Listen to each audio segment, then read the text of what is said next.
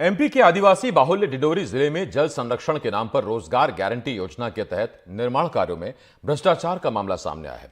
परड़िया खुर्द गांव में करीब 23 लाख रुपए की लागत से निर्माणाधीन पर्कुलेशन टैंक बनाया गया, जिसका एक हिस्सा पहली बारिश में ही फूट गया, जिसके बाद निर्माण सामग्री पर सवाल उठ रहे हैं। डिंडोरी से विकास तिवारी की रिपोर्ट देखिए।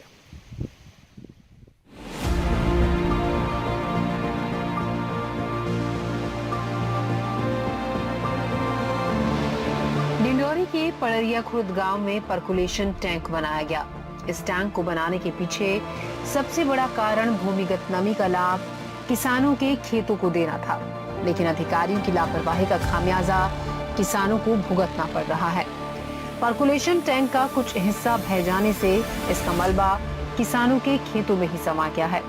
पड़रिया खुर्द गांव के लोगों का कहना है, खेतों में पानी भरने से धान की फसल को काफी नुकसान पहुंचा है। स्थानीय लोग पर्कुलेशन टैंक के निर्माण के शुरुआती दौर से ही गुणवत्ता को लेकर सवाल उठा रहे थे। लोकपाल रीवा में मैं शिकायत दर्ज कराया था।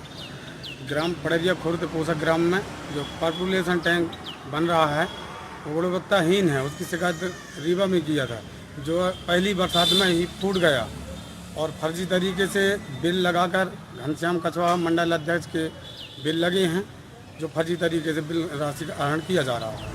जल संरक्षण के नाम पर ही करंजिया के जामपानी में रोजगार गारंटी योजना से करीब 15 लाख रुपए की लागत से स्टॉप डैम का निर्माण कराया जा रहा है। इसके निर्माण में भी लापरवाही हुई, जिससे शुरुआती बारिश में ही निर्माणाधीन स्टॉप डैम जगह जगह से क्षतिग्रस्त हो गया। स्टॉप डैम के निर्माण में गिट्टी की जगह आसपास बिखरे हुए बोल्डर को भरकर सीमेंट का लेप चढ़ा दिया गया था, लेकिन बारिश ने सब कुछ धो दिया। ये पत्थर डाल दिए हैं, वो हो सकता है बाढ़ आ से टूट जाए, पानी आए तो इसकी मजबूती अच्छे से नहीं बन रहा है, मजबूती से जो बनना था। जी भ्रष्टाचार कर रहे हैं, क्या लग रहा है? भ्रष्टाचार तो वही है सर, अब सरपंच ध्यान नहीं देते, सचिव ध्यान नहीं देते। स्थानीय लोगों ने कई बार संबंधित लोगों से शिकायत की, लेकिन कुछ नहीं हुआ। जब एनडीटीवी ने इस पर मनरेगा की प्रोजेक्ट ऑफिसर से सवाल पूछा तो क्या जवाब मिला, आप भी सुनिए। जांच के लिए कार्यपाल यंत्री ग्रामीण यांत्रिकी सेवा को आदेशित करने के लिए पत्र बनाया गया है और उनके जांच प्रतिवेदन प्राप्त होने के बाद में उसकी स्थिति स्पष्ट हो पाएगी।